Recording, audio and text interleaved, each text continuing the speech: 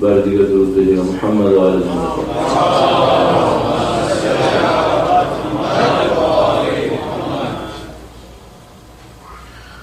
وقت کے مقدس احترام کے لیے، ان کی ظہور کی تعظیم کی دعا کے لیے، جد امجد کی تسلیت پیش کرنے کے لیے درود بھیجے گا محمد و آل محمد.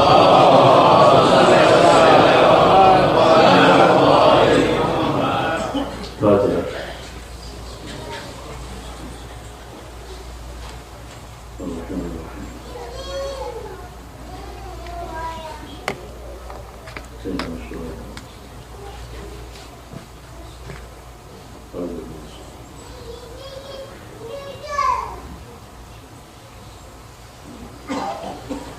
بار دیگر درود بھیجے گا محمد و آل محمد.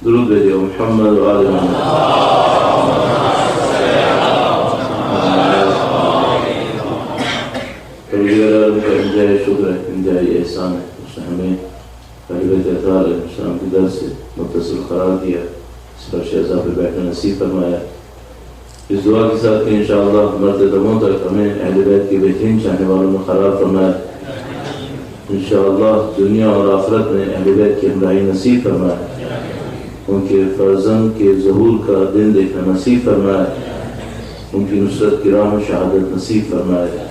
تمام دعاؤں کی قبولیت کے لیے زائرین سید الشہداء کی جان و مال کی حفاظت کے لیے، دشمنان دین و اسلام کی نابودی کے لیے درود بھیجے گا محمد و آل محمد.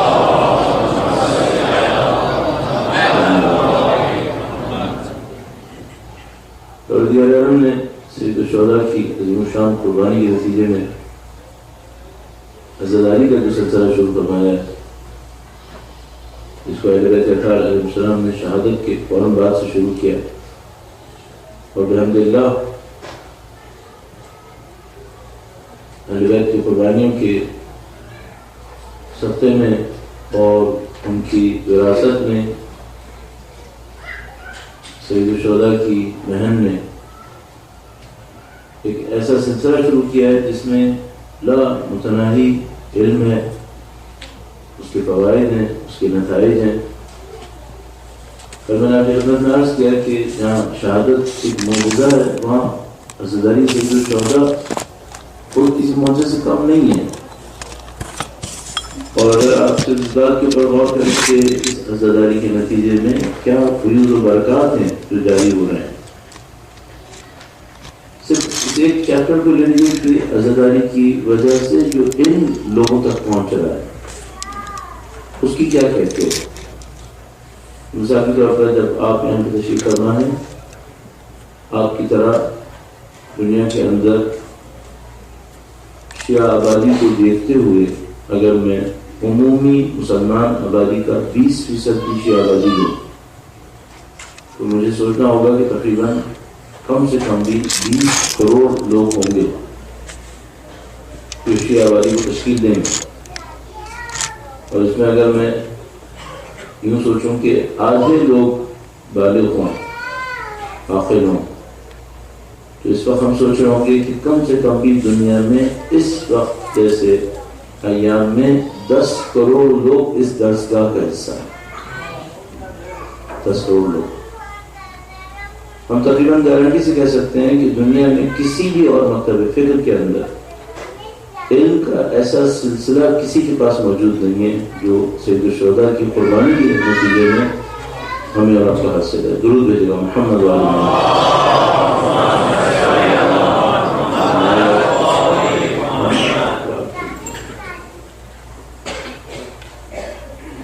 اب جو ہمارے پاس کام رہتا ہے وہ یہ کہ ہم عزاداری سید الشہداء کو کس انداز میں دیکھنا چاہتے ہیں، عزاداری سید الشہداء سے کیا حاصل کرنا چاہتے ہیں. اور ہم چاہتے ہیں کہ اس سلسلے میں لوگوں کے افکار و خیالات کے اندر بہت زیادہ فرق ہوگا. مختلف سطح پہ لوگ سوچ رہے ہوں گے. کچھ لوگ عزاداری سید الشہداء کو ایک انفرادی سطح پہ دیکھتے ہیں، یعنی فرد کی سطح پہ دیکھتے ہیں، اس سے زیادہ بڑھ کر عزاداری کو نہیں دیکھ پاتے. مثال کے طور پر درود بھیجے گا محمد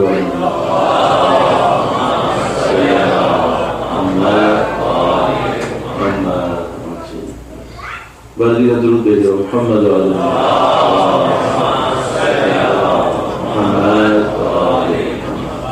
مثلا جو لوگ عزاداری سید الشہداء کو انفرادیت میں دیکھتے ہیں وہ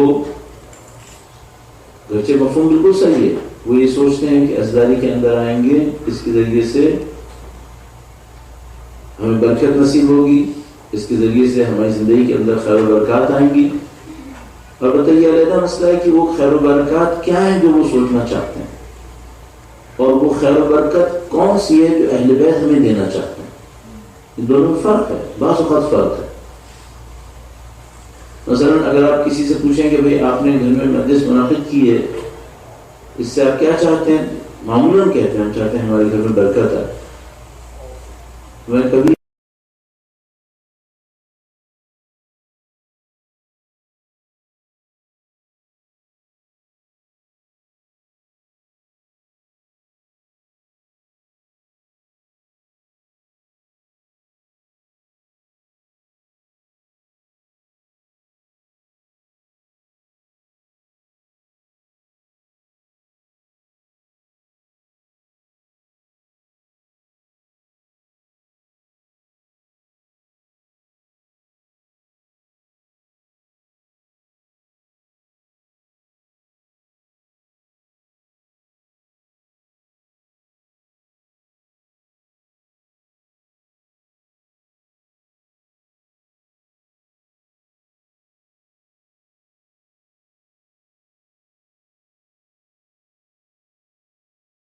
اچھا جو لوگ ہمارے دوست احباب کہتے ہیں ہم جس سے برکت لینا چاہتے ہیں، آیا یہ برکت لینا چاہتے ہیں؟ بہت سارے لوگ میرا اپنے خیال ہے کہ یہ برکت ذہن میں نہیں رکھ رہے.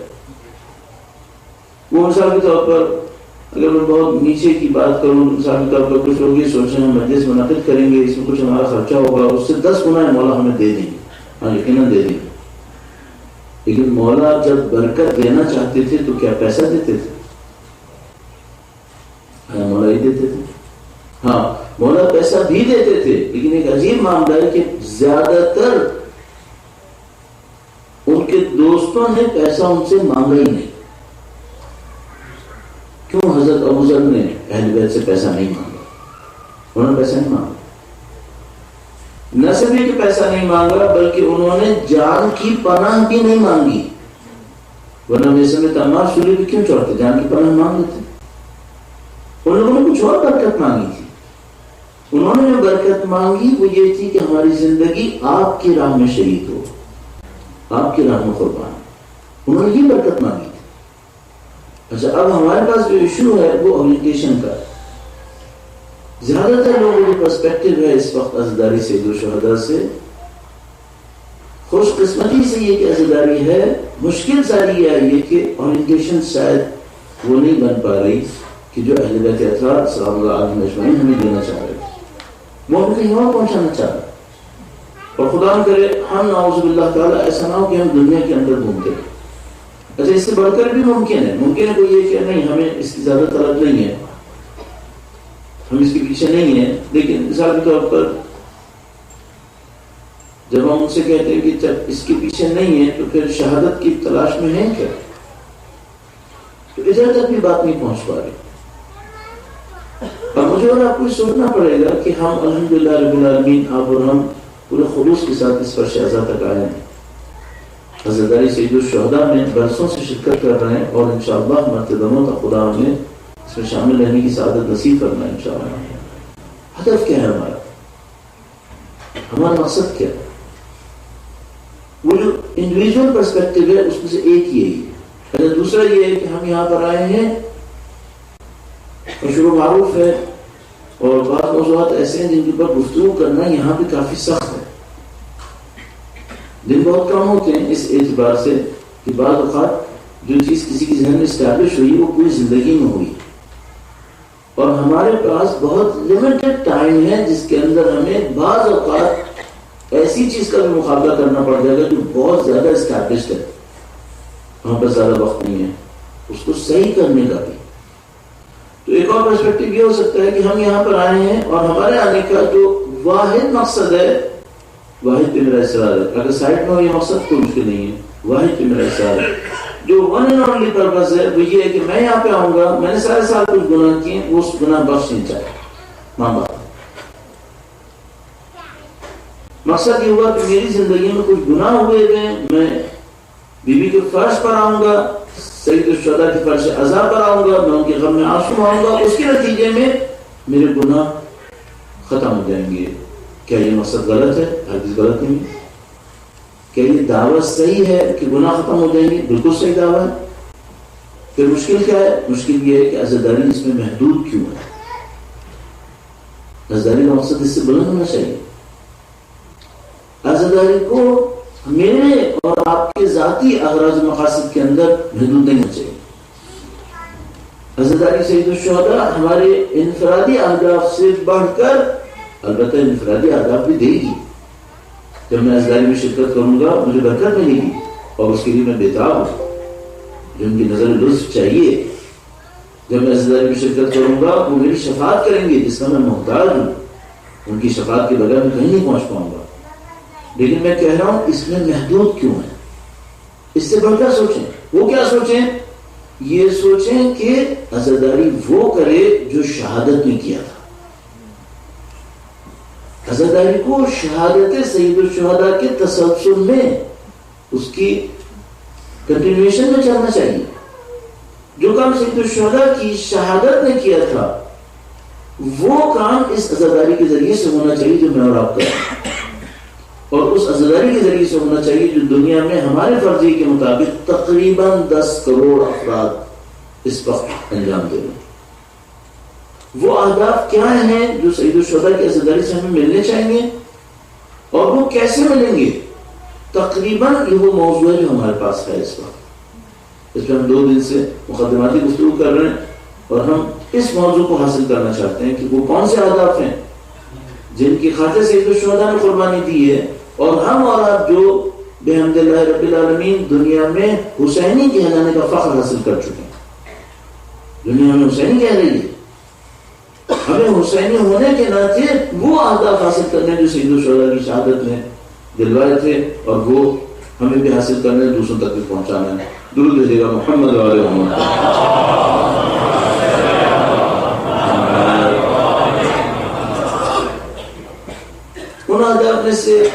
ان اہداف کو حاصل کرنے کے لیے کچھ ضرورتیں. ہم موضوع کو تھوڑا سا ایک اور زاویے سے دیکھنے کی کوشش کرتا ہوں، اور وہ زاویہ بہت مشہور زاویہ ہے، معروف موضوع ہے، اور وہ معروف اور مشہور موضوع یہ ہے کہ سید الشہداء کی نصرت جن لوگوں نے کی تھی ان کی خاصیتیں کیا تھی۔ ہمارے سامنے ایک بہت عجیب موضوع ہے، حقیقت ہے، اور وہ حقیقت یہ ہے کہ اس وقت کے دنیا اسلام کے اندر اگر نہ کہوں کروڑوں تو لاکھوں لوگ ضرور تھے، ان لاکھوں لوگوں میں سے یقیناً کئی لاکھ لوگ ایسے تھے کہ جو باضابطہ دیندار مشہور تھے۔ ہم جانتے ہیں دنیا اسلام کے اندر ہمیشہ ایسا ہوتا ہے، اور آج بھی ایسا ہی ہے، وہ یہ ہے کہ کچھ لوگ دین کے نام سے منسوب ہوتے ہیں لیکن دیندار نہیں ہوتے۔ ہمیں معلوم آج کل تو اس کے لیے ہمارے پاس بہت آفیشیل ٹرم موجود ہے، پریکٹسنگ مسلم اور نان پریکٹسنگ مسلم۔ اللہ کے نبی جو دین لائے تھے اس میں دو علیحدہ نہیں تھے۔ اللہ کے نبی نے جو دین دیا تھا قرآن کریم، اس قرآن کریم میں جہاں کہیں بھی آیا ہے الذین آمنوا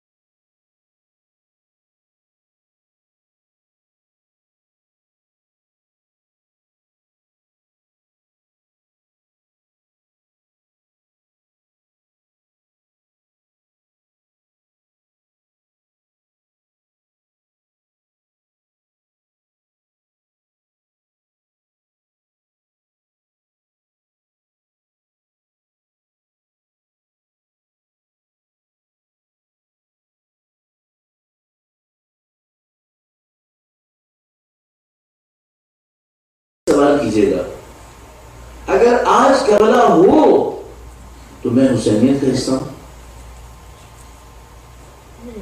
تو اس کام کے لیے کہ میں اپنے آپ کو دھوکہ نہ دوں کہ میں فوراً کہوں گا ہاں میں حصہ ہوں، اس دھوکے سے بچنے کے لیے کہ کہیں ایسا نہ ہو کہ میں صرف یہ کہہ کے چھوڑ دوں کہ ہاں میں ہوں، اس دھوکے سے بچنے کے لیے مجھے کیا کرنا چاہیے؟ مجھے کرنا چاہیے کہ جن لوگوں نے امام حسین کا ساتھ دیا تھا ان کی خاصیتوں کو دیکھنا چاہیے.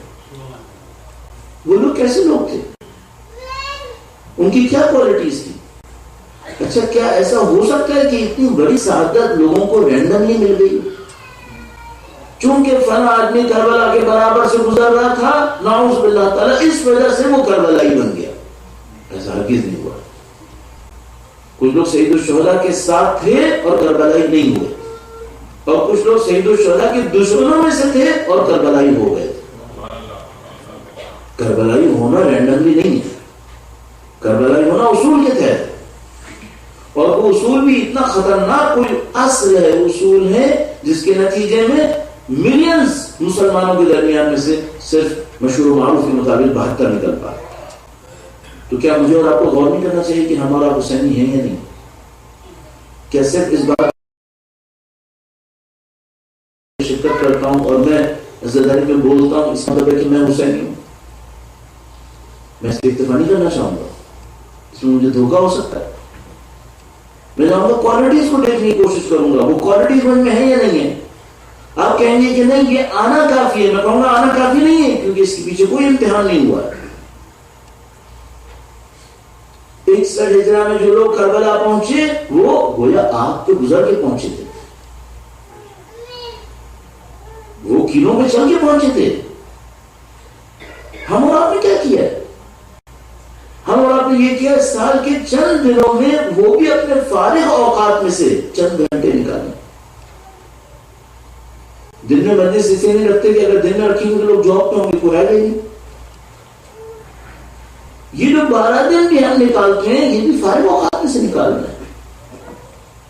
ہاں ایک آدھ دن ہم اصلی وقت میں سے بھی نکالیں گے، چھٹی لے لیں گے، کوئی بات نہیں، 1-2 دن کر لیں گے، یہ بھی ہمارے فارغ اوقات میں سے ہے. تو اگر میں اپنی زندگی کے سال کے چند دنوں میں فارغ اوقات میں سے چند گھنٹے نکال کر مجلس میں پہنچوں، اس کو انشور کرنے کے لیے کافی کہ میں حسین ہوں. یہ وہ امتحان ہے جس کے اوپر لوگ حسینی بنے تھے. یہ امتحان ہوتا تو 72 نہیں ہوتے، یہ تو 72 لاکھ بھی ہو سکتے تھے، 72,000 تو کہیں نہیں گئے تھے. کچھ سخت امتحان تھا. اور یہ ایک معاملہ ہوا کہ تاریخ میں کیا ہوا، دوسرا معاملہ یہ ہوا کہ میں کیا کر رہا ہوں، اور تیسرا معاملہ ایک اور بھی ہے، ان کے فرزند تشریف لائیں گے، شاید کل تشریف لے آئیں، اللہ کرے کہ ایسا ہی ہو.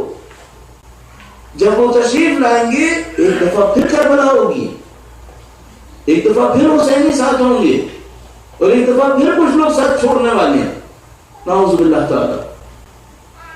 اس امتحان میں کامیابی کی گارنٹی کیا ہے میرے پاس؟ میں آپ کی خدمت میں عرض کروں گا، ممکن آپ جب میری باتیں سن رہا ہوں تو آپ یہ سوچ رہا ہوں کہ کیا اس کو اسی انداز میں دیکھنا چاہیے. میں آپ سے عرض کروں گا ماشاءاللہ آپ لوگ مختلف حوالوں سے ٹیکنالوجی سے مربوط ہیں، مختلف حوالوں سے بالکل ریشنلٹی سے مربوط ہیں، عقل پسندی سے مربوط ہیں.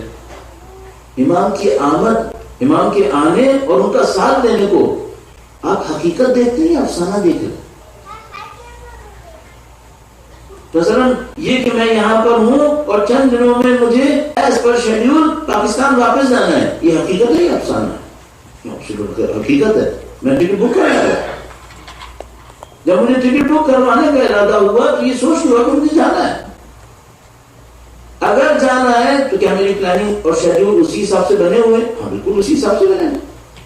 میں نے فلائٹ کا ٹائم نوٹ کیا ہوا ہے، فلائٹ کا دن نوٹ کیا ہوا ہے، اس سے ایک دن پہلے تک کے شیڈیول لوں گا، اس دن کا شیڈیول نہیں لوں گا تو مجھے جہاز میں بیٹھنا ہے. آپ نے امام کی آمد کو ایسے ہی حقیقت سمجھا ہے کیا؟ یا آپ کا دل بھی کہہ رہا ہے میری زندگی میں نہیں آئیں گے، کوئی بات نہیں. اگر خدا نہ کرے نعوذ باللہ تعالیٰ میں اپنے بارے میں یہ سوچوں میری زندگی میں نہیں آئیں گے، میں اس لفظ کو پسند نہیں کرتا لیکن میں کہوں گا میں بہت بدبخت ہوں گا اگر میں سوچوں گا، میں بدبخت ہوں گا اگر میں سوچوں گا، میری قسمت خراب ہے اس مطلب. مجھے ایسے نہیں سوچنا چاہیے. تو مجھے کیسے سوچنا چاہیے؟ روایات کہتی ہیں یہ مت کہو کل آئیں گے، یہ کہو ابھی آئیں گے۔ اچھا اگر تشریف لائیں گے اور یقیناً آئیں گے، اللہ کا وعدہ اس کے اوپر ہے، مجھے بھی موقع ملے گا، تو کیا میں نے اس بات کو انشور کر لیا کہ میں ان کے لشکر میں شامل ہوں گا، ان کا ساتھ دوں گا یا نہیں دوں گا؟ اچھا اس بات کو انشور کرنے کے لیے مجھے کیا چاہیے؟ مجھے چاہیے دیکھوں جنہوں نے پیچھے ساتھ دیا تھا وہ کیسے لوگ تھے۔ اگر میں انہی کا جیسا کوئی ہوں تو ان کے فرزند کا ساتھ دوں گا، اور اگر ان کا جیسا نہیں ہوں تو اپنے آپ کو کسی امیجنیشن میں رکھا ہوا ہے کیا؟ ریالٹی سے اتنا دور کیوں کریں؟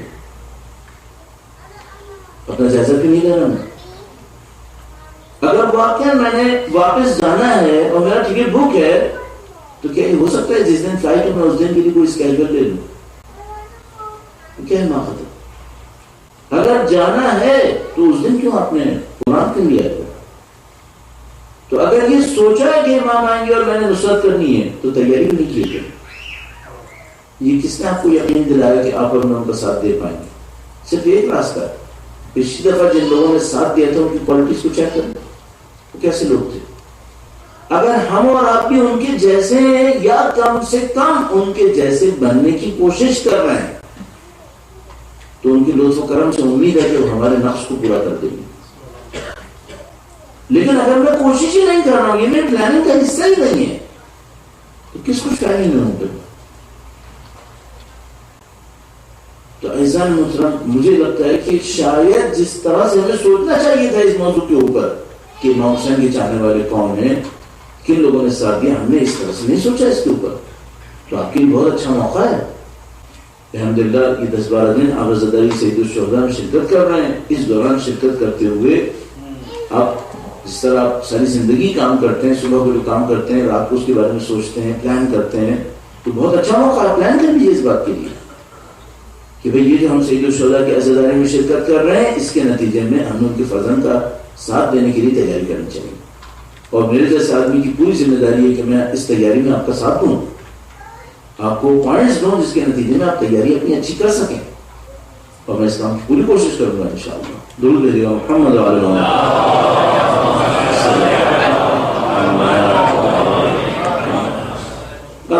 اگر ہم پوائنٹس کے اندر مل جانے کی کوشش کریں تو میں پہلا پوائنٹ دیکھنے کی کوشش کرتا ہوں۔ آپ سید الشہداء کی حیات طیبہ کو جانتے ہیں، ان کی زندگی کو جانتے ہیں، جس حد تک بھی آپ جانتے ہیں۔ ان کے اصحاب کو زندگی بھر میں آپ نے کئی دفعہ سنا ہے، اگر ڈیٹیلز میں جانے کا کوئی فائدہ نہیں ہے، آپ نے کئی دفعہ سنا ان کے اصحاب کون تھے، کس طرح کے لوگ تھے۔ ان سب کے اندر مختلف قسم کی مہارتیں تھیں۔ سید الشہداء کے اصحاب سب ایک لیول کے نہیں تھے۔ مجھے یوں لگتا ہے کہ جیسے سید الشہداء جب اپنے افراد کو پک کر رہے تھے تو مختلف کوالٹیز کے لوگوں کو چن رہے تھے، اور ایسا نہیں تھا کہ سب لوگ ایک ہی سطح کے تھے۔ مثال کے طور پر سید الشہداء نے حضرت حبیب ابن مظاہر کو جو لقب دیا کوفہ کے فقیہ، باقی سب اس لیول میں نہیں تھے، باقی سب کوفہ کے فقیہ نہیں تھے۔ اچھا بہت سادہ سی بات ہے، بہت واضح سی بات ہے، جو مقام مولا ابو الفضل عباس کا تھا وہ مقام کچھ اور تھا، وہ بات کچھ اور تھی۔ بہادری میں، شجاعت میں، ایثار، فداکاری، جانساری، اطاعت، ان سب کے اندر وہ مقام کچھ اور تھا۔ تو یہ سب ایک سطح پہ نہیں تھے، کوئی فقیر تھا، کوئی عابد و زاہد تھا، کوئی محسن تھا، کوئی جوان تھا، کسی میں بہادری تھی، کسی میں کوئی نسبت تھی، اور کچھ ایسے بھی تھے جس میں ہر خوبی کی جھلک تھی، ہر خوبی۔ مثلا اگر مجھ سے کوئی پوچھے تو میں کہوں گا جیسے حضرت علی اکبر، ہر خوبی تھی، نسبت بھی شدید تھی، ہر طرح سے، میں تفصیل میں نہیں جاؤں گا۔ یہ جو اصحاب تھے ان سب میں ایک کامن پوائنٹ بھی تھا۔ میں آپ کی خدمت میں یہ بھی عرض کرتا چلوں، تاریخ کے حساب سے آپ جانتے ہیں ایسا بھی تھا کہ ایک آدمی تھوڑی دیر پہلے مسلمان ہوا تھا، ایسا بھی تھا، تھوڑی دیر پہلے، کچھ دن پہلے مسلمان ہوا ہے۔ ایسا بھی تھا کہ کچھ دیر پہلے تک اہل بیت کے مخالف کیمپ میں تھا، اچانک آیا. اور پیچھے ایسا بھی تھا کہ کوئی ان لوگوں میں سے تھا جو اہل بیت اطہار علیہ السلام کو نعوذ باللہ تعالی حق پہ نہیں دیکھ رہے تھے. یعنی کچھ لوگ ایسے تھے جو مخالف کیمپ میں شمار کیے جاتے تھے. مخالف کیمپ کا ہمارا مطلب لشکر نہیں ہے، جیسے حضرت مخالف لشکر میں تھے لیکن دل سے تابعدار تھے. کچھ ایسے تھے جو دل سے بھی اہل بیت اطہار علیہ السلام کو حق پہ نہیں دیکھ رہے تھے، اچانک تبدیل ہوئے. ان سب میں کوئی کامن کوالٹی ہے کیا؟ میں اس پہ اشارہ کروں گا اور آنے والے دنوں میں بھی اس کو آپ کی خدمت میں عرض کروں گا تاکہ ہم اس کوالٹی کو پک کریں اور اس کوالٹی کو اپنے اندر لانے کی کوشش کریں تاکہ ہمارا امام کے لشکر میں جانے کا چانس بڑھتا چلا جائے. مختلف کوالٹیز پہ کام کریں گے انشاءاللہ. لیکن اس وقت میں میرا ارادہ ہے وہ یہ کہ سید الشہداء کی ساری تحریک خدا متعال کے ساتھ ایک رابطے کے اوپر چل رہی تھی. ہر فرد کو سید الشہداء اس رابطے کے اندر دیکھ رہے تھے، اس رابطے کے لیے تیار کر رہے تھے. میں ایک دو مثالیں آپ کی خدمت میں عرض کروں گا. درود بھیجیے گا محمد وعلی محمد.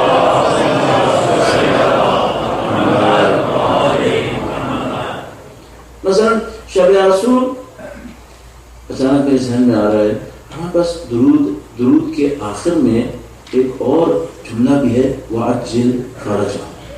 مجھے سمجھ میں نہیں آ رہا کہ اس سینٹر میں عجل فرجہم کیوں نہیں ہے. مجھے اب تک سمجھ میں نہیں آیا. میں نے خطبے کے اندر بھی کہنے کی کوشش کی تاکہ کچھ لوگ اس بات کو پک کر لیں کہ ہمیں عجل فرجہم بھی کہنا ہے. کم سے کم دل میں ہی کہہ لیں لیکن بہرحال ذہن میں ہونا چاہیے. یہ اچھا ہے، ہمارے وقت کے امام کا تذکرہ بھی ہے اس کے اندر. ایک بار پھر درود بھیجیے گا محمد وعلی محمد.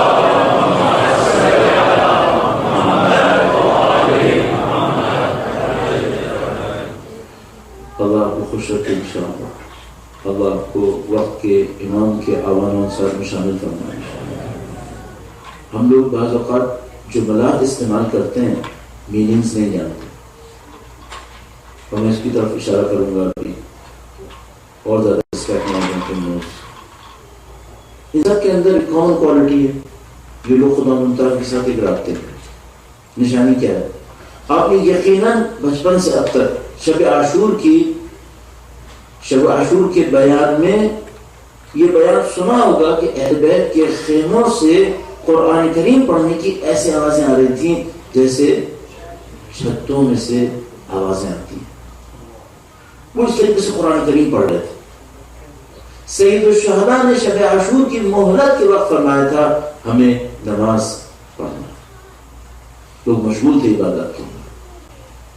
اچھا ایک بات میں آپ سے پوچھوں گا، اگر کسی کا خدا سے اتنا زیادہ شدید رابطہ نہیں ہوتا، اور شدید کو میں تشریح کرنے کی عرض کروں گا، اس کا مطلب کیا ہے؟ اگر ایسا کوئی رابطہ نہیں ہوتا اور اس کا رابطہ صرف اتنا ہوتا ہے کہ 5 وقت کی نمازیں کسی طریقے سے پڑھ لے، کسی طریقے سے گویا سر کے اوپر ایک تلوار لٹکی ہوئی ہے کہ نماز پڑھنی ہے، اور وہ پڑھ لی، چین آ گیا، معاملہ ختم ہو گیا. اگر ایسا رابطہ ہوتا ہے تو جب وہ مصیبتوں میں جاتا ہے تو دل کی گہرائی سی باتیں کرتا ہے کیا؟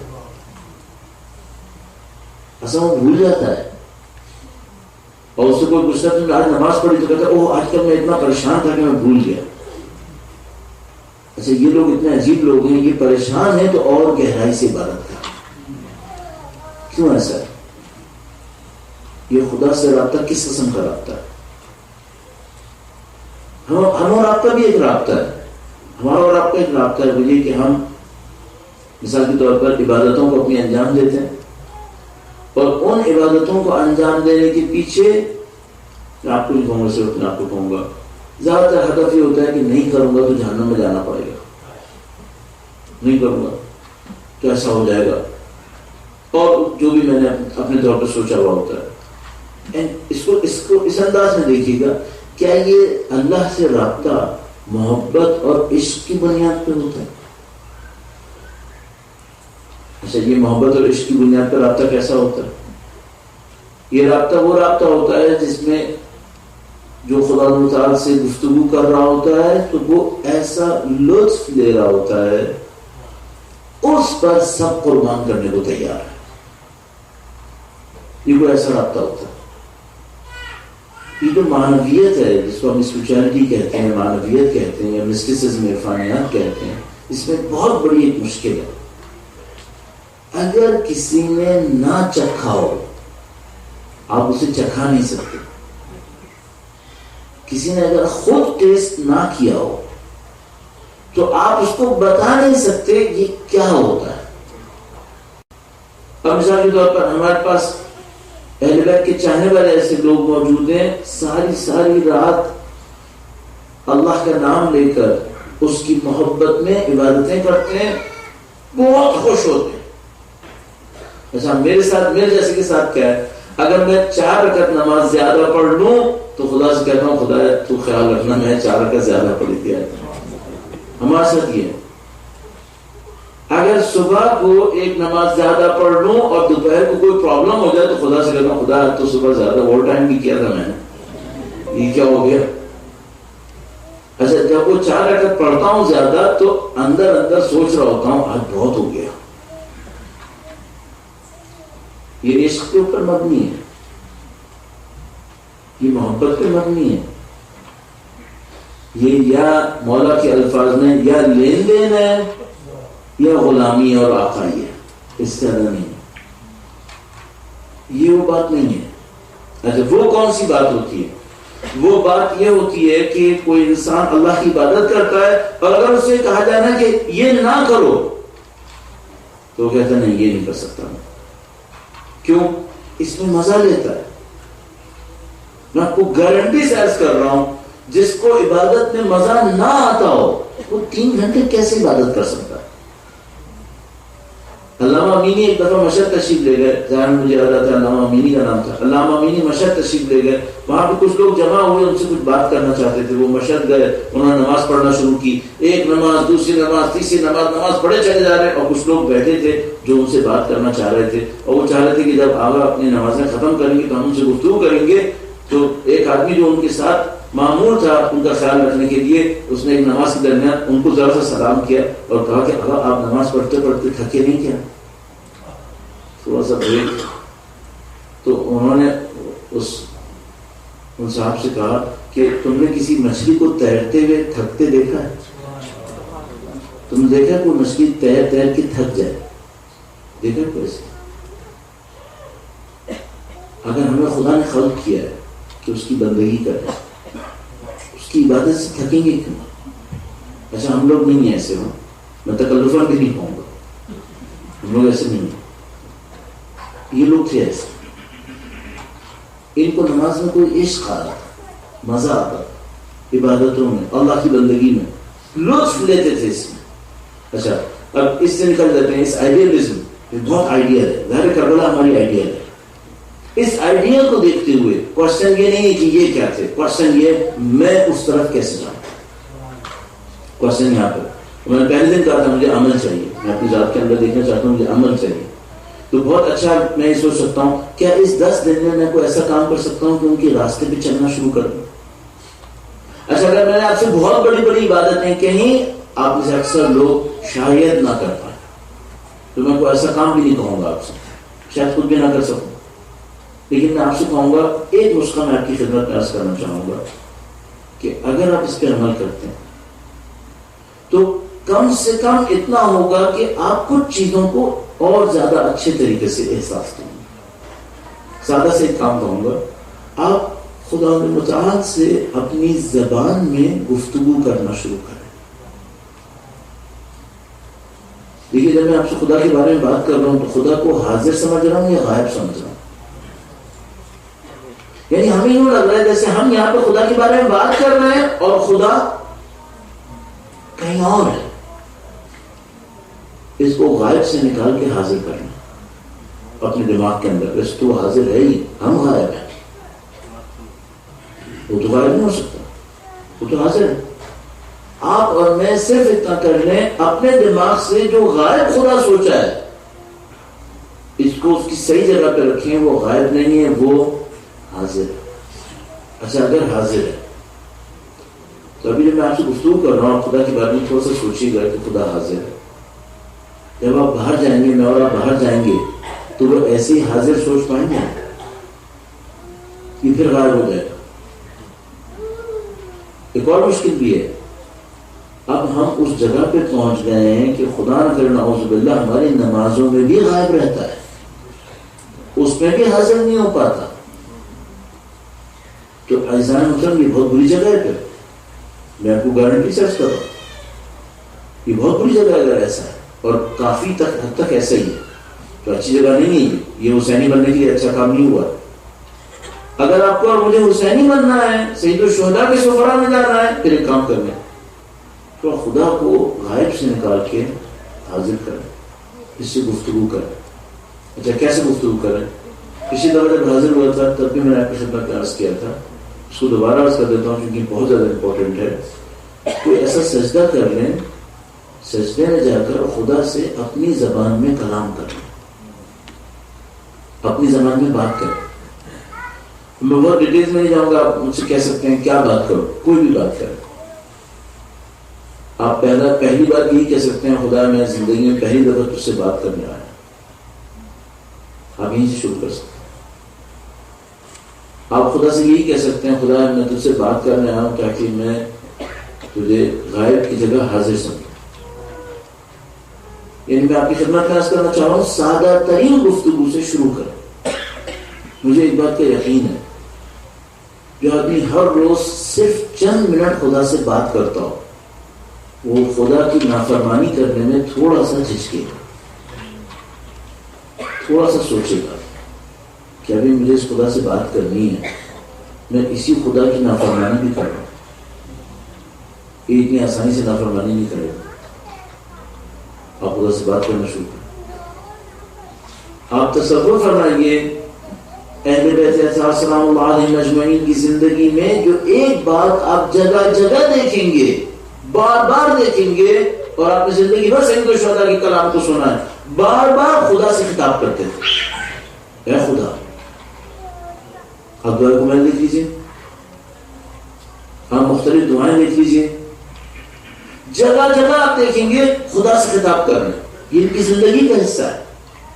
سید الشہداء کے کتنے کلمات موجود ہیں عاشور کے سلسلے میں، عاشور سے پہلے، جس میں سید الشہداء نے خدا متعال کو براہ راست بار بار خطاب کیا.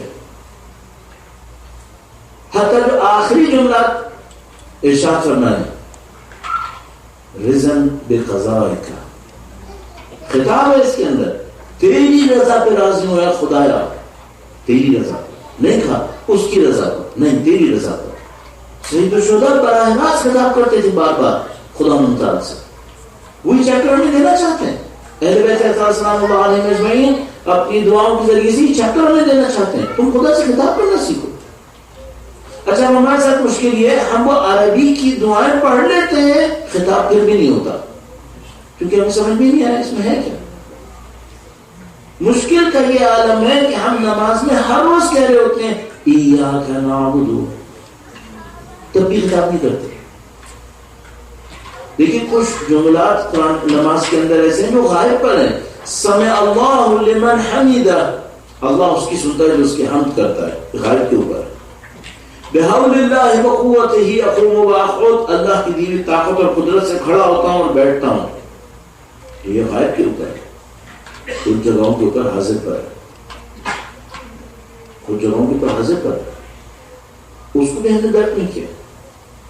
تو اعزان محترم، لب لباب کیا ہے؟ خدا متعال کے ساتھ ایک رشتہ، اور اس رشتے کی ایک عملی صورت. اچھا ایک اور بات اس کے ساتھ ہی عرض کرتا چلوں. آپ یہاں پہ تشریف لا رہے ہیں، جس محبت سے آپ آ رہے ہیں، شاید میں دور دور سے احساس کر سکتا ہوں اسے. میرے بھی پہلا ساتھ نہیں ہے، مجھے بھی بچپن سے سید الشہداء کے عزاداری میں شرکت کرتے ہوئے مدتوں گزر رہی، اور آپ کو بھی اسی طریقے سے. جس محبت کے ساتھ آپ آ رہے ہیں، اس محبت کے صدقے میں عمل کی طرف ضرور توجہ دیتے ہیں. ایسا نہ آپ کے آنے کا فائدہ کم رہے. اگر میں آپ کی خدمت میں کوئی چیز عرض کر رہا ہوں اور میرا 30-32 سال کا دینی طالب علم ہونے کا سابقہ ہے، تو اپنے تجربے سے کچھ چیزوں کو آپ کے لیے مفید سمجھ کے عرض کر رہا ہوں. اور میں آپ کو گارنٹی سے عرض کر سکتا ہوں، اس ممبر پر بیٹھ کے عرض کر رہا ہوں کہ جن لوگوں نے ان باتوں پہ عمل کیا ہے، ان میں سے بہت سارے لوگوں نے کامیابیوں کو حاصل کیا. تو میں آپ سے جو درخواست کروں گا سید الشہداء کے نام پہ جو درخواست کروں گا، عزیزان محترم، ایسا نہ ہو کہ آپ صرف سن کے گھر واپس چلے جائیے، آپ جا کے کرنے کی بھی کوشش کیجیے. تو ایسا نہ ہو کہ میں آپ کی خدمت میں عرض کرتا رہا ہوں اور آپ صرف سن لیں، شاید میری بات کے اوپر آپ کو اچھی لگے، تعریف بھی کر دیں اپنے دل کے اندر، شاید آپ میری دعا کر لیں، اور شاید آپ کو اچھی نہ لگے، آپ کچھ اور کہیں، لیکن میں آپ سے عرض کروں گا عمل ضرور کریں، عمل ضرور کریں. مجھے ایک بات پتا ہے، خدا نمتال موقع ہمیشہ نہیں دیتا. آپ نے اور میں نے، یقیناً میں آپ سے عرض کر رہا ہوں، آپ نے اور میں نے اپنی آنکھوں سے ایسے لوگوں کو دیکھا ہے جو ایک زمانے میں بہت دیندار تھے، دوسرے وقت میں دین سے باہر تھے. ہم اور آپ نے اپنی آنکھوں سے بہت دیکھے ہیں. خود دیندار تھے، ان کی اولاد بالکل دیندار نہیں رہی. ہم نے اپنی آنکھوں سے دیکھی ان چیزیں. البتہ میں اولاد کے موضوع کو ڈسکس نہیں کروں گا. ایک وجہ کفران نعمت ہے، ایک وجہ کفران نعمت ہے. کفران نعمت کیا ہے؟ ایک نعمت سامنے آئی ہے، قدر نہیں کی ہے. کفران نعمت کا ایک موضوع عمل نہ کرنا ہے. عمل نہ کرنا کفران نعمت ہے. آپ کی خدمت پہ اصرار کر چکا ہوں، اس سے زیادہ اصرار نہیں کروں گا کہ اعزان محترم ان باتوں کو عمل میں لانے کی کوشش کیجیے گا. تو آپ خدا متعال سے کلام کرنے کی کوشش کیجیے، گفتگو کرنے کی کوشش کیجیے، تاکہ میرا اور آپ کا خدا متعال سے ایک رابطہ بنے. اس رابطے میں ایک محبت ہے، اس محبت میں کچھ گریہ بھی ہے. کسی نے مجھ سے کہا کہ مجھے وہ دین پسند نہیں آ رہا جس میں اتنا زیادہ رونا ہے، ہر وقت رونا ہے. تو میں نے ان کو کہنے کی کوشش کی کہ یہ جو رونا ہے یہ صرف بعض اوقات غم کا رونا نہیں ہے، یہ شوق کا رونا بھی ہے بعض اوقات، یہ محبت کا رونا بھی ہے بعض اوقات. اصل میں اپنی اس مجالس کے سلسلے میں کتنی دفعہ ایک بات کو نوٹ کرتا ہوں، اور یہ بات میں مسائل کی خاطر نہیں عرض کر رہا ہوں، صرف ایک حقیقت کو بیان کرنے کی خاطر عرض کر رہا ہوں. میں نے مجالس کے اندر یہ دیکھا ہے کہ جب بیوی سیدہ سلام اللہ علیہا کے فضائل کو بھی بعض اوقات بیان کرتے ہیں تو لوگ رونے لگتے ہیں. مسائل کو نہیں، فضائل کو لوگ رونے لگتے ہیں. اچھا بھائی یہ تو کوئی، ابھی تو میں نے مسائل پڑھے نہیں ہیں، فضائل پڑھ رہے ہیں، لوگ رونے کیوں لگتے ہیں؟ یہ رونا غم کا نہیں ہوتا، یہ رونا شوق کا رونا ہوتا. ان کے اندر ایک محبت آتی ہے، ایک طلب آتی ہے، پسند آتی ہے، اس میں روتے ہیں. تو ابھی سید الشہداء کے روزے پر جاتا ہے، جیسے زری کو ہاتھ لگاتا ہے اسے رونا آتا ہے کہ اس جگہ پہنچنے کے لیے میں کتنا تڑپ رہا تھا، مجھے حاصل ہو. یہ دین بہت عجیب اس معاملے کے اندر ہے. تو اس کے اوپر ہم گفتگو کریں گے اللہ کے ساتھ رابطے کے اوپر. اس کی بہت عجیب حیثیت ہے، اور یہ جو خدا کی بنائی ہوئی مخلوق انسان ہے، اس انسان کی ایفیشنسی ہے ہی اس وقت جب یہ خدا سے رابطے میں آتا ہے. جب تک یہ خدا سے رابطے میں نہیں آتا اس کی ایفیشنسی نیچے رہتی ہے، اس کی پروڈکٹیوٹی بہت لو ہے. آپ ممکن ان سے کہیں کہ نہیں بھائی بغیر خدا سے رابطے لوگ ٹیکنالوجیز میں کہاں کہاں پہنچ گئے ہیں. اس کے اوپر کبھی علیحدہ بات کرنی پڑے گی کہ ہم ڈیولپمنٹ کسے کہتے ہیں، ٹرو ڈیولپمنٹ کیا ہے. اور یہ بہت عجیب موضوع ہوگا کچھ سلیکان ویلی میں بیٹھ کے اس کے اوپر چھیڑے کہ اصل ڈیولپمنٹ کسے کہتے ہیں، ماڈرنزم کا مطلب کیا ہے، ہم کسے کہیں گے. مثلا صرف ایک اشارہ کرنے کی خاطر آپ کی خدمت میں عرض کروں گا، جب اللہ کے رسول مدینے کے اندر تھے اس وقت بعض اوقات مشکل اتنی زیادہ تھی کہ ایک کھجور کو چند لوگ منہ میں رکھ لیا کرتے تھے. وہ لوگ ڈیولپ تھے یا مثالی طور پر کوئی اور نام میں نہیں لینا چاہوں، ڈیولپ تھے یا نہیں. میں مسجد عراق میں جب زیارت ایک دفعہ حاضر ہوا تو مسجد سہلا گیا. مسجد سہلا نہیں بن چکی ہے، کھنڈر تھی اس وقت، بالکل ریوز کی طرح. اس مسجد کو میں نے دیکھا اور اس مسجد کو دیکھ کر اچانک میرے دل کے اوپر ایک عجیب خیال آیا. میں نے کہا یہ وہ مسجد ہے جس کے لیے مشہور ہے کہ تمام انبیاء نے یہاں نماز پڑھی. بلڈنگ کے حساب سے کس حالت میں ہے؟ کھنڈر ہے. بلڈنگ کے حساب سے اس کی کیا ویلیو ہے؟ نہیں. اور یہ اللہ کی پسندیدہ مقامات میں سے ایک مقام ہے. ہم لوگ کسی اور آنکھ سے چیزوں کو دیکھتے ہیں. ہم ٹیکنالوجی کی کیا مخالف ہیں؟ کون بیوقوف ہوگا؟ ماڈرنائزنگ کے مخالف ہیں، ڈیولپمنٹ کے مخالف ہیں؟ نہیں، سے مخالف نہیں ہے، لیکن ہم چاہتے ہیں اس کے ٹرو سینس کو ہمیں فیل کرنا چاہیے. ٹرو ڈیولپمنٹ کہاں پر ہے اس کو بھی حاصل ہونا چاہیے. ایسا الحمدللہ رب العالمین سید الشہداء کے سبتے میں الحمدللہ آپ اور میں اس فخر کو حاصل کر اس بار شہزاد پر بیٹھنے کا اور ان کی ذات سے تھوڑی دیر کے لیے اپنے آپ کو اٹیچ کرنے. یہ جو مسائل ہیں بہت عجیب ہیں. یہ جب میں اور آپ مسائل سن رہے ہوتے ہیں، آپ ہم سب نے اس بات کو تجربہ کیا ہوا، تو تھوڑی دیر کے لیے ہمارے دل بہت زیادہ، ہم لوگ اردو میں کہیں گے نرم ہو جاتے ہیں.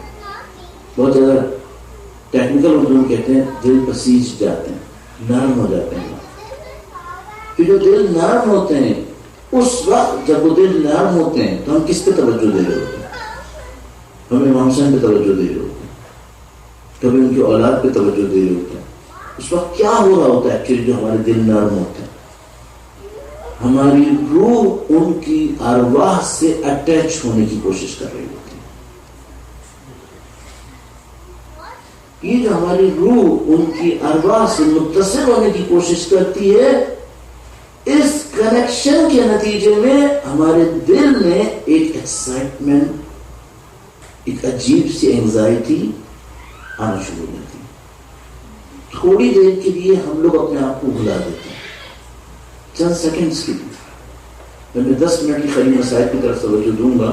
اس میں چند سیکنڈ ایسے آئیں گے جس میں میں اور آپ شاید اپنے آپ کو بھلا دیں گے. وہ لمحے بہت قیمتی ہیں. اس وقت ہمارا کوئی اسپریچول کنیکشن گویا سید الشہداء سے بن رہا ہوتا ہے. بہت قیمتی لمحے. خدا کا لطف و کرم ہے، اس نے ہمیں یہ نصیب کیا ہوا ہے. دوسری قومیں اس سے محروم ہیں. میں قسم کھانا اچھا نہیں سمجھتا، لیکن اس معاملے پہ قسم کھا سکتا ہوں کہ یہ نعمتوں میں سے خدا کی ایک نعمت ہے. اس نے ہماری ارواح کو امام حسین کی جیسی ارواح سے متصل ہونے کا ایک چانس دیا ہوا. اور یہ مسائل یہ کام کر رہے ہوتے ہیں ہمارے. اور الحمدللہ رب العالمین ہم لوگوں کی ہمارے دل میں، ہمارے ذہن میں روح سے ہٹ کر بھی اتنے اٹیچمنٹس امام حسین کے ساتھ ہیں، ان کی اولاد کے ساتھ ہیں، کہ بعض اوقات صرف اشارے دینے پر ہمارا ذہن ان کے مصائب کی طرف جانا شروع کر دیتا ہے. میں نے اس کو کئی دفعہ اپنے لیے آزمانے کی کوشش کی ہے. تھوڑی سی دیر توجہ کی ضرورت ہوتی ہے. بس مثال کے طور پر تھوڑا سا توجہ دیجیے گا. اگر میں آپ سے کہتا ہوں کوئی پیاسا شخص، آپ ایک ماحول کے اندر بیٹھے ہوتے ہیں اور میں آپ سے کہتا ہوں کوئی پیاسا شخص. اچھا، میں نے ڈیفائن نہیں کیا کون پیاسا ہے، لیکن میں نہیں بھی کہوں تو آپ کا ذہن کربلا کی طرف جانا شروع ہو جائے گا. اچھا، اس وجہ سے نہیں کہ آپ امام بارگاہ کے اندر بیٹھے ہوئے. میں نے روڈس میں بھی تجربہ کیا. اہل بیت کے چاہنے والے کسی سے پوچھو کیا کسی کو پیاسا رکھو گے، روڈ پہ بھی کھڑا ہوگا نا کہ اگر نہیں بھائی ہم امام حسین کے ماننے والے، ہم پیاسا نہیں رکھ سکتے، کسی کو پانی ضرور دیں گے. سید الشہداء نے ہمیں کچھ چیزیں سکھائی ہیں. اس کو میں کہتا ہوں ہمارے اندر کربلا کی ایک ثقافت بن گئی ہے. ہمارے اندر کربلا کی ایک ثقافت بنی ہے، اور یہ ثقافت ایسی ہے کہ یہ زبانوں اور ملکوں کو کراس کر گئی ہے. لہذا اگر میں آپ سے کہتا ہوں کوئی پیاسا آپ کو کچھ سمجھ میں آتا ہے. اگر میں کہتا ہوں آپ سے یتیم بچی، آپ کو کچھ سمجھ میں آنے لگتا ہے. اگر بہت اشارے عجیب ہو گئے ہیں، یعنی اگر میں آپ سے کہتا ہوں بھائی کی نشانی، آپ کے فون ذہن میں کچھ آنا شروع ہو جاتا ہے. اور بعض مفاہیم اور بھی زیادہ شدید ہیں. اگر میں آپ سے کہتا ہوں بے چادر کی کچھ خواتین، آپ کے ذہن میں آتا ہے. اور ایسے یہی جملات میں اگر میں بڑھاتا چلا جاؤں اور میں آپ سے کہوں 6 ماہ کا ایک شیر خواہ ہے، آپ احساس کرتے ہیں؟ اگر میں آپ سے کہوں جس پر بچوں کی آس ہے، کچھ نہیں ہے، مجھے صرف یہ کہنا پڑے گا خیموں کا ساقہ،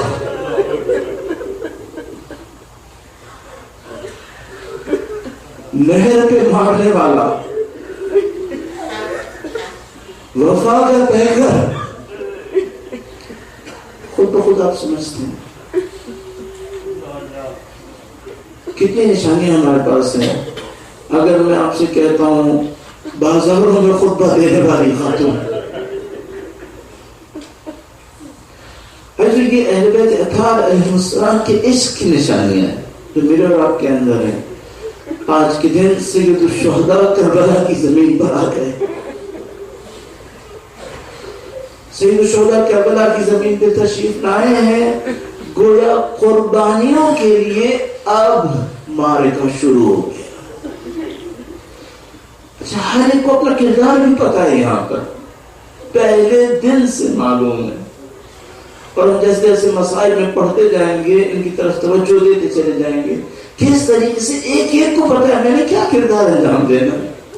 اور بعض اوقات میں سوچتا ہوں جب امام حسین رجب کے مہینے میں کربلا سے چلے تھے تو کسی نے دیکھا بھی نہیں ہوگا کہ 2 مہینے کا بچہ کیوں جا رہا ہے. لیکن امام حسین کو پتا ہے کہ میرے اس فرزند نے کون سا معرکہ طے کرنا. کربلا کی زمین تیار ہو رہی ہے. گویا زمین بھی پہچانتی ہے، یہ مجاہد بھی پہچانتے ہیں، یہ سب جنگ کے لیے تیار ہیں. اور کس کے لیے تیار ہیں؟ یہ امام حسین کے لیے تیار ہے.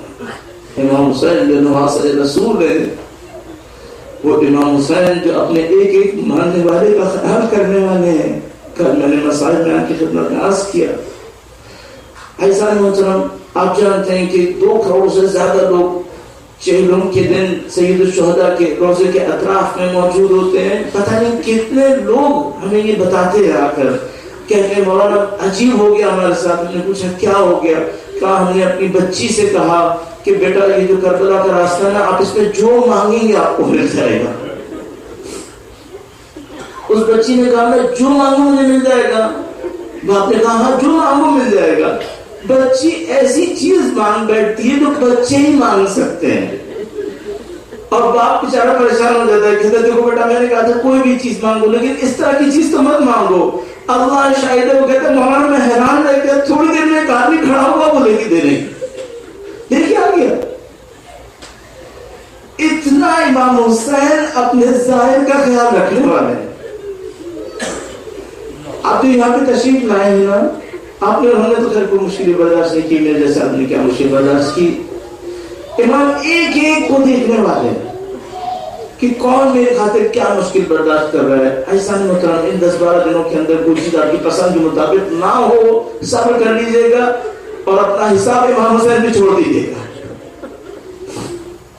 کوئی بھی مشکل آ رہی ہو آپ تھوڑی دیر کے لیے صبر کر لیجیے گا اور اپنا امام حسین کے اوپر حساب چھوڑ دیجیے گا کہ مولا آپ کی خاطر میں خاموش رہوں گا، بالکل خاموش رہوں گا، میں کوئی اعتراض نہیں کروں گا. میں آج مسائل میں صرف ایک بیوی کا، ایک خاتون کا ایک واقعہ عرض کرنا چاہتا ہوں. اور ہمارے دوست اسلام آباد میں ہوتے ہیں جاننے والے مقصد آدم حسین، وہ اسلام آباد میں ہوتے ہیں. انہوں نے مجھے سنایا کہ میں عراق میں تھا، کافی پہلے کی بات ہے، تقریباً 20 سال صدام حسین کے دور میں. کہنے میں عراق کے اندر تھا، میں زیارت کرنے کے لیے کربلا جاتا تھا. کہتے ہیں کہ میں کربلا کی زیارت کر کے ظہر کے وقت باہر آ رہا تھا تو ایک خاتون کو میں نے دیکھا، بہت بوڑھی. اور وہ بھی پاکستان سے تھیں. تو انہوں نے دیکھا کہ پاکستانی ہیں, باہر آتے ہوئے ان سے کہنے لگے کہ کیا تم اہل پنجاب تھے, پنجابی زبان میں ان سے کہا کہ کیا میرے لیے خط لکھ دو گے. یہ جو صاحب تھے یہ پاکستان کی ایمبیسی کے اندر ایک اچھی پوسٹ پہ تھے, میں نام نہیں لینا چاہ رہا ہوں, لیکن ان کے اندر اچھی بات یہ تھی کہ انہوں نے اپنی پوسٹ کا خیال نہیں کیا. انہوں نے صرف یہ دیکھا کہ ایک ظاہر مجھ سے کچھ کہہ رہی ہے. انہوں نے کہا کہ میرے پاس اس وقت پین پینسل کاغذ کچھ بھی نہیں ہے, اگر آپ کل دوبارہ تشریف لائیں تو میں پین اور پینسل کاغذ سب لے کر آؤں گا اور جو خط آپ کہہ رہے ہیں میں لکھ دوں گا. اس نے کہا ٹھیک ہے. کہتے میں اگلے دن تیاری کے ساتھ گیا تو خاتون دوبارہ مجھے ملی اور انہوں نے مجھ سے کہا کہ میرے لیے خط لکھ دیں. میں نے خط لکھ دیا. کہنے کہ انہوں نے مختلف چیزیں لکھوائی, میں نے لکھ دی, اور ان کی باتوں سے ہی پتہ چلا کہ یہ خاتون کافی وقت سے یہاں پر ہے, کئی سالوں سے. تو انہوں نے خط کو لفافے میں ڈالنے کے بعد ان کے حوالے کیا, ایڈریس وغیرہ لکھ کر. اس کے بعد ان سے پوچھا کہ مجھے خط سے اندازہ ہوا کہ آپ کافی عرصے سے یہاں پر ہیں. تو ان خاتون نے بتایا کہ ہاں کافی وقت ہو گیا, اور جو مدت بتائی وہ 20 سال سے زیادہ تھی. اب وہ میرے ذہن میں بھی نہیں ہے, 20 سال سے زیادہ. انہوں نے کہا حیرانگی کی بات ہے, آپ پاکستان سے آئے اور آپ یہاں پہ 20 سال سے زیادہ ہو گیا زیارت کرنے, تو آپ کے ساتھ کون؟ تو بوڑھی خاتون نے بتایا کہ میرے ساتھ کوئی نہیں ہے. میں نے کہا آپ کا کوئی بھائی کوئی مرد آپ کے ساتھ ہونا چاہیے شاید. انہوں نے کہا نہیں میرے ساتھ کوئی نہیں ہے. انہوں نے کہا کہ آپ کے ساتھ کوئی مرد بھی نہیں تو آپ زندگی کیسے گزارتی ہیں, آپ کہاں سوتی ہیں؟ تو انہوں نے کہا کہ میں اسی زیارتگاہ میں ہی سوتی ہوں, روزے میں. یہ جو دروازے بند کرنے والے ہیں مجھے جانتے ہیں, پہلے زمانے میں دروازے بند ہو جایا کرتے تھے رات کے وقت. پہلے جب دروازے بند کرنے لگتے ہیں تو مجھے جانتے ہیں, مجھے سونے دیتے ہیں, یہاں سو جاتی ہوں. کبھی صبح وہ دروازہ کھولتے ہیں, میں جاتی ہوں اور اس کے بعد پھر دوبارہ سے آتی ہوں اور سو جاتی ہوں. 20 سال سے ایسے کیا, 20 سال سے زیادہ. کہنے کہ میں شاید مجھے نہیں پوچھنا چاہیے تھا, لیکن میں نے ان سے پوچھا کہ کیا آپ کچھ کماتی ہیں؟ انہوں نے کہا نہیں میں نہیں کما سکتی, مجھے طاقت بھی نہیں ہے. تو انہوں نے آخری سوال کیا کہ آپ پھر کھاتی پیتی کہاں سے ہیں؟ رہنے کا تو آپ نے بتا دیا, لیکن ظاہر انسان کو کھانا پینا تو کرنا ہے. تو کہنے بوڑھی خاتون نے بہت عجیب جواب دیا. مجھے یہ بات سنے ہوئے 10 سال سے زیادہ ہو رہا ہے, اور میں اس کو بہت دفعہ مساجد میں کہتا ہوں. میں جملہ آپ کی خدمت میں عرض کروں گا اور اس پہ مساجد کا اختتام کروں گا. آپ اس جملے کو تھوڑی دیر کے لیے سوچیے گا, اور کبھی ممکن ہو تو کبھی کسی تنہائی میں بیٹھ کر اس کو دوبارہ سوچیے گا.